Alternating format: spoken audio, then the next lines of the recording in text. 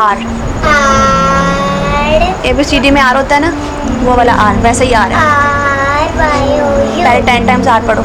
मेरा नाम नाजिया है और मेरे हस्बैंड का नाम गुलाम मुस्तफ़ा है। तो मेरे 2 बच्चे हैं, वो स्कूल में पढ़ते थे दोनों। हम लोग यानी कि गुजारा कर रहे थे, हम लोग आपस में काम करते थे, छोटा मोटा जो भी काम होता था वो काम करते थे, बच्चों को पढ़ा रहे थे।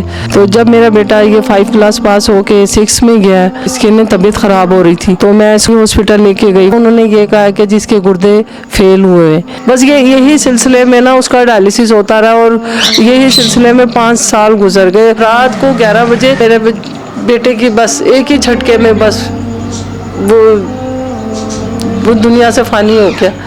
तो वो चीज़ मुझे समझ नहीं आ रही थी कि मैं क्या मैं अल्फाज बयान करूं, मुझसे वो समझ नहीं आ रही थी। फिर हम लोग घर आ गए, घर लेके आए हैं। तो मेरी बेटी के साथ इसके में मैंने चेकअप कराए थे अपनी बेटी के, अपनी बड़ी बेटी के। ये पढ़ रही थी, इसको भूख नहीं लग रही थी मैदे की, हमने दवाई दी। तो फिर इन्होंने ना, इधर डॉक्टर है, सर्जन है, तो उन्होंने चेकअप किया तो वो कहते हैं इसका ना क्रिएटिनिन यूरिया बढ़ गया है। मैंने अपने सोने की मेरी चीज़ें थी, मैंने कुछ वो बेची, पर उन्होंने एडमिट कर लिया, कहते इसके क्रिएटिनिन ज़्यादा है, अब ये इसके डायलिसिस होने हैं। ना हमें पता था कि डायलिसिस कहाँ कहाँ से होता है और कौन कौन से हॉस्पिटल से होता है। जिधर जिधर लोगों ने कहा हम उधर उधर जाते रहे। 4 से 5 हज़ार रुपया एक डायलिसिस का लगता था, यानी कि 3-4 डायलिसिस, हर डायलिसिस पे हम लोग समझे मांगने पे आ गए थे। फिर हमें किसी ने बोला कि इजाज़ हॉस्पिटल में वहाँ डायलिसिस होते हैं, आप वहाँ ट्राई करें।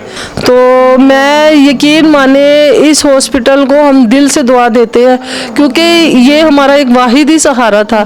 मैं आपको बता नहीं सकती कि इधर हमें वो सहूलतें मुयसर हुई है कि जिनको मुझे पूरे लाहौर में ये हॉस्पिटल में सहूलतें मुयसर नहीं थी। मुझे इजाज़ हॉस्पिटल वाले हम लोगों को किराया भी देते हैं, और इजाज़ हॉस्पिटल वाले हम लोगों को खाना भी देते हैं, बच्चे की मेडिसिन भी देते हैं। इजाज़ हॉस्पिटल वालों ने तो हम लोगों को यानी कि हमारी आधी टेंशन ख़त्म कर दी, आधी से भी बल्कि क्या पूरी। और जिस कंडीशन में मैं अपनी बच्ची को लेके गई थी ना, मेरी बच्ची को मुझे उम्मीद नहीं थी कि मेरी बच्ची खड़ी भी हो पाएगी, लेकिन उधर के डॉक्टर, उधर के लेबर, उधर के सीनियर, उधर के सारे डायलिसिस वाले बहुत ही हम लोगों के साथ ताउन करते हैं। और हम लोगों के साथ नहीं बल्कि सब पेशेंट के साथ वो करते हैं। आप भी हमारे लिए दुआ करें, क्योंकि मेरी एक ही बेटी है और मेरी कोई औलाद भी नहीं है।